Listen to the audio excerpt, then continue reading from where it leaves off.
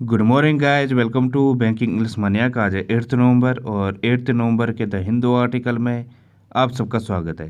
तो चलिए बिना किसी देरी के शुरू करते हैं आज का पहला वर्ड है इम्पेंडिंग। इसका मतलब होता है निकट का या फिर इमिनेंट को कहा जाएगा इम्पेंडिंग। मतलब जो अप्रोचिंग है, ऑन द वे है, जल्दी होने वाला है, अपकमिंग है, उससे कहा जाएगा इम्पेंडिंग।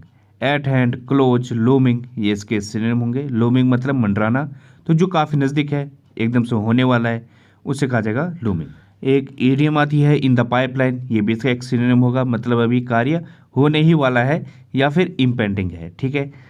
ऑन द होराइजन होता है, इन द ऑफिंग होता है, इनका मतलब भी सेम होता है। ये तीनों भी इसके सिनोनिम होंगे। एंटोनिम क्या होगा इसका? जो रिमोट है, काफ़ी दूर है, डिस्टेंट है, फार ऑफ है, डिलेड है, मतलब जो काफ़ी देर में है तो या दूर है, तो ये इसके एंटोनिम होंगे। एग्जाम्पल इसका, हर रिटायरमेंट इज इम्पेंडिंग। उसकी जो रिटायरमेंट है वो क्या है? निकट है या होने ही वाली है। ठीक है, तो ये होगा। अगला वर्ड है नाइव। इसका मतलब होता है भोला भाला या फिर इनोसेंट को कहा जाएगा नाइव। मतलब जो सीधा साधा है, चाइल्ड लाइक है। एक होता है चाइल्डिश, तो चाइल्डिश से कंफ्यूज मत करना। चाइल्डिश एक नेगेटिव वर्ड है। इसका मतलब होता है जो बचकानी हरकतें करता रहे, मतलब गंदे वो हरकतें करता रहे, वो होता है चाइल्डिश। लेकिन चाइल्ड लाइक क्या है? जो बच्चों जैसा है, इनोसेंट है। ठीक है, दोनों में अंतर है। तो ये होता है नाई, मतलब जो भोला भाला है, अनसोफिस्टिकेटेड है, सिंपल है, आर्टलेस है, गलीबल है। गलीबल मतलब इनोसेंट, जैसे बच्चे होते हैं गलीबल होते हैं, उन्हें एकदम से बेवकूफ़ बनाया जा सकता है एक लॉलीपॉप के उस पर। ठीक है, एकदम से यकीन कर लेते हैं, तो जो दूसरे पर यकीन कर ले वो होता है गलीबल। कैलो, जैचून, ये भी इसके सिनोनिम होंगे। ये भी क्या होता है? भोला भाला। As green as a grass, ये भी क्या होता है? जो बच्चों जैसा हो या फिर इनोसेंट हो, ये होता है एज ग्रीन एज ग्रास। ठीक है, तो ये इसके सिनोनिम होंगे। और क्या होता है? क्रेडुलस होता है, तो ये भी इसके सिनोनिम होंगे। एंटोनिम क्या होगा इसका? सोफिस्टिकेटेड, जो जटिल है, वर्डली है, सांसारिक है। स्लाय, जो बहुत तेज है, मतलब कुटिल माइंड का है, वो होता है स्लाय। तो ये इसका एंटोनिम होगा। एग्जाम्पल इसका, he so naive he will believe anything I tell him. वो जो है इतना भोला भाला है कि वो हर उस चीज़ पर यकीन कर लेता है जो कुछ मैं उससे बोलूँ। ठीक है, तो ये होगा। अगला वर्ड है अस्वाज। इसका मतलब होता है राहत देना या फिर रिलीफ को कहा जाएगा अस्वाज। मतलब काम, लेसन, जो आपकी गुस्सा है उसको शांत कर दे या आपकी जो भूख है उसे मिटा दे, ये होता है अस्वाज।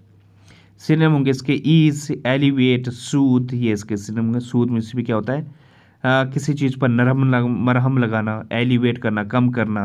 आपका गुस्सा हो या फिर आपका दर्द है, उसे एलिवेट करना, कम करना, मिटिगेट करना। अले, ये भी इसका सिनोनिम होगा। पैसिफाई करना, मॉलिफाई करना। क्वेंच, पैलिएट, ये भी इसके सिनोनिम होंगे। क्वेंच मतलब जो आप जो शांत कर दे, जो आपकी भूख को शांत करे, आपके प्यास को शांत करे, या फिर आपके गुस्से को क्वेंच कर दे, शांत कर दे, ये होगा। एंटीनिम होगा इसका एग्रावेट करना, इंक्रीज करना, इंटेंसिफाई, वर्सन, और ज़्यादा खराब करना। ठीक है, तो ये इसके एंटीनिम होंगे। एग्जाम्पल है इसका, talking to her helped to assuage my guilt. उससे बात करके जो मेरा गिल्ट था उसमें थोड़ी सी राहत मिली या थोड़ा सा वो शांत हुआ। ठीक है, तो ये होगा। तो गाइस अगला वर्ड है इस्करी। इसका मतलब होता है हड़बड़ी या फिर रस। जब आप कहीं के लिए तेज से भागते हो, स्पीड दिखाते हो, हड़बड़ी दिखाते हो, ठीक है, ये होता है इस्करी। रैश, डैश, स्कूट, ये इसके सिनोनिम होंगे। डैश मतलब तेज से भागना, जैसे कि हॉस्पिटल के लिए ही डैश्ड फॉर हॉस्पिटल, वो हॉस्पिटल की तरफ तेज से भागा। ठीक है, तो ये होता है डैश। स्कूट में से भी क्या होता है? तेजी से भागना, तो ये इसके सिनोनिम होंगे।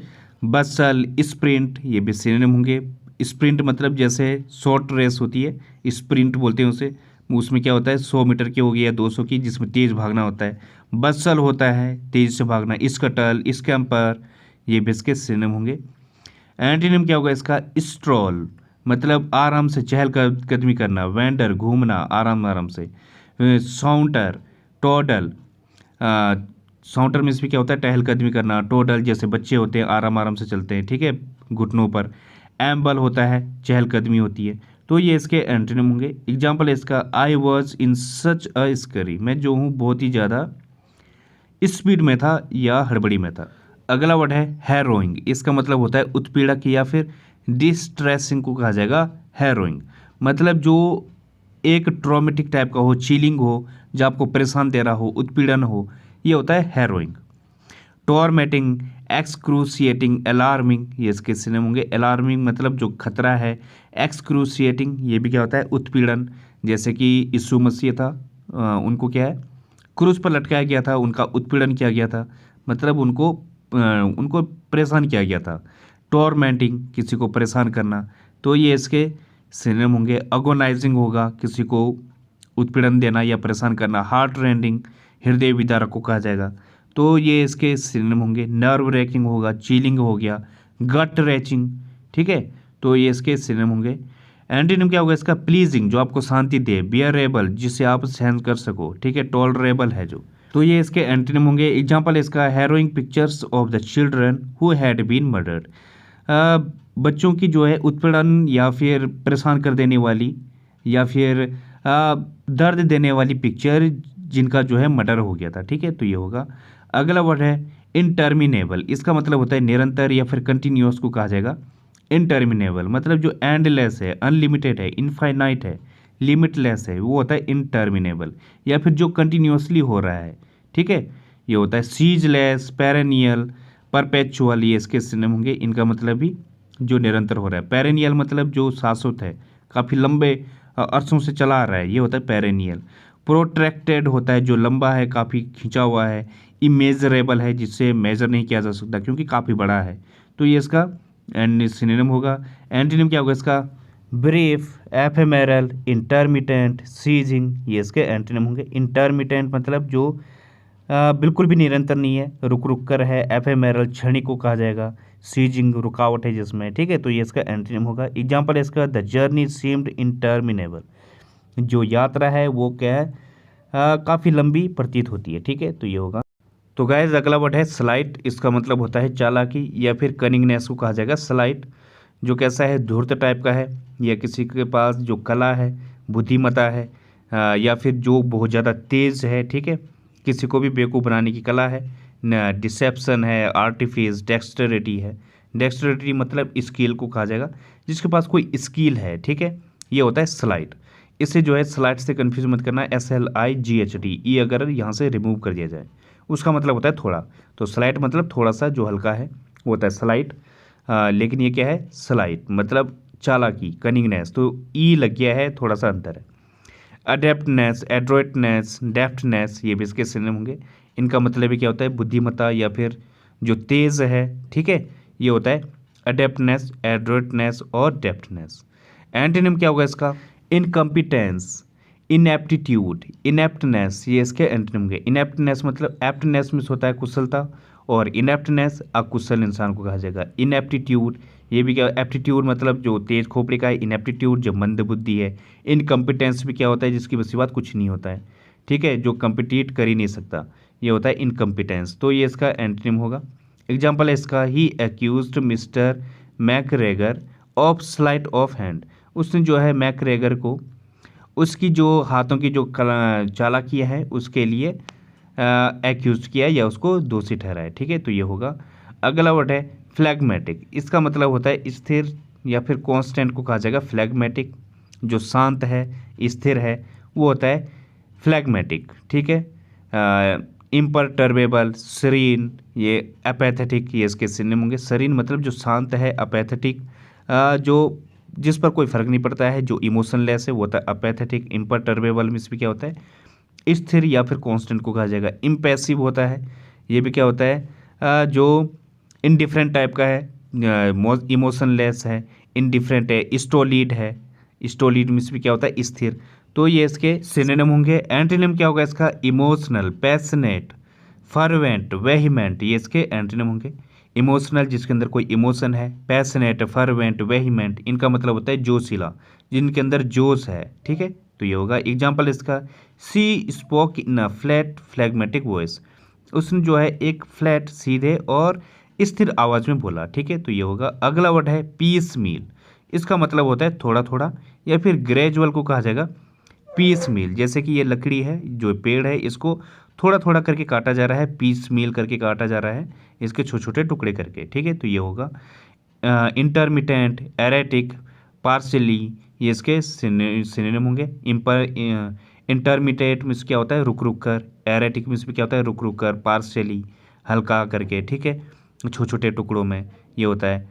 पिटफुली होता है बाय फिट्स एंड स्टार्ट्स, इसका एक ईडियम है, इसका मतलब क्या होता है, थोड़ा थोड़ा। एंटोनिम क्या होगा इसका, अब्रप्ट, सडन, अनफोर्सिन, रैपिड। इनका मतलब क्या होता है, जो सडन है, अचानक है, ठीक है, तेजी से है, ये होता है रैपिड, अनफोर्सिन, सडन और अब्रप्ट। एंटोनिम क्या होगा इसका, ये एग्जांपल होगा इसका, the reforms were implemented piecemeal. जो रिफॉर्म्स हैं, जो सुधार थे, वो कैसे हैं, किस तरीके से इम्प्लीमेंट किए गए, थोड़ा थोड़ा करके, ठीक है, तो ये होगा। तो गाइस अगला वर्ड है ओवर द टॉप। इसका मतलब होता है एक्सेसिव या फिर एग्जैजरेटेड। मतलब जब कोई चीज़ बहुत ज़्यादा हो जाए, हद हो जाए जिस चीज़ की, उससे कहा जाएगा ओवर द टॉप। जैसे एग्जांपल है, the way the media covered the celebrity wedding was way over the top. जिस तरीके से मीडिया ने सेलिब्रिटी की जो शादी है, कोई सेलिब्रिटी है, उसकी जो शादी है उसको कवर अप किया, वो कैसा था, एग्जैजरेटेड था, एक्सेसिव था, कुछ ज़्यादा ही था या हद हो गई थी, ठीक है, इस टाइप का सेंस देगा। अगला वर्ड है वाइल अवे। इसका मतलब होता है spend time doing something pleasant and easy. मतलब कोई अपना समय किसी ऐसे कार्य में व्यतीत करना जो कैसा है, जो आपको खुशी दे या फिर जो आपको अच्छा लगे, ईजी हो, जो वो होता है वाइल अवे। जैसे it is foolish to while away our time in crap. फालतू की चीज़ों में अपना समय को नष्ट करना एक बेवकूफ़ी है, ठीक है। तो वाइल अवे मतलब क्या होता है, जिसमें आपको खुशी मिले, ऐसी जगह अपना टाइम वेस्ट करना या टाइम पास करना, तो ये होगा। अगला वर्ड ईडियम है एन मास। इसका मतलब होता है टुगेदर इन लार्ज नंबर्स। मतलब एक साथ इकट्ठा होने को बड़ी संख्या में, उससे कहा जाएगा एन मास। जैसे एग्जांपल है, his supporters arrived en masse for the rally. Rally के लिए जो उसके सपोर्टर्स थे वो बड़ी संख्या में इकट्ठे हुए, ठीक है, तो ये होगा। अगली फ्रेज है फिजल आउट। इसका मतलब होता है to end in a weak और डिसअपॉइंटिंग वे। निराशाजनक ढंग से समाप्त होने को कहा जाएगा फिजल आउट। जैसे एग्जांपल है, her parents are hoping that the relationship will fizzle out. जो उसके पेरेंट्स हैं वो होप कर रहे हैं कि जो उनका रिलेशनशिप है वो क्या है, खत्म होने वाला है या निराशाजनक से समाप्त होगा, ठीक है, तो ये होगा। तो गाइज आज का रूट वर्ड है लॉक, लॉक या फिर लॉग। इनका मतलब होता है टू स्पीक या फिर टॉक।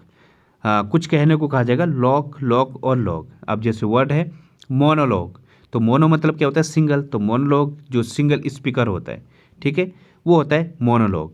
सोलो की मतलब क्या होता है, अपने आप में या फिर जो अकेला हो, उससे कहा जाएगा। तो टॉक टू वन सेल्फ, जो अपने आप में ही बातें करे, उससे कहा जाएगा सोलो की। डायलॉग मतलब क्या होता है, दो, तो डायलॉग मतलब स्पीच बिटवीन टू पर्सन्स। मतलब जब दो आदमियों के बीच में या ऑर्गेनाइजेशन के बीच में क्या होता है, डायलॉग होता है। दो कंट्रीज के बीच में क्या होता है, डायलॉग होते हैं। तो जो आपसी जो बातचीत होती है उसे कहा जाएगा डायलॉग। प्रोलॉग होता है इंडक्टरी स्पीच इन अ ड्रामा। मतलब जब कोई ड्रामा स्टार्ट होता है उसकी जो शुरुआती जो स्पीच होती है उसे कहा जाएगा प्रोलॉग। और एपिलॉग जो कैलकुलेटिंग स्पीच होती है किसी ड्रामा में, ठीक है, वो होता है एपिलॉग, मतलब अंतिम जो स्पीच होती है, तो ये होता है एपिलॉग।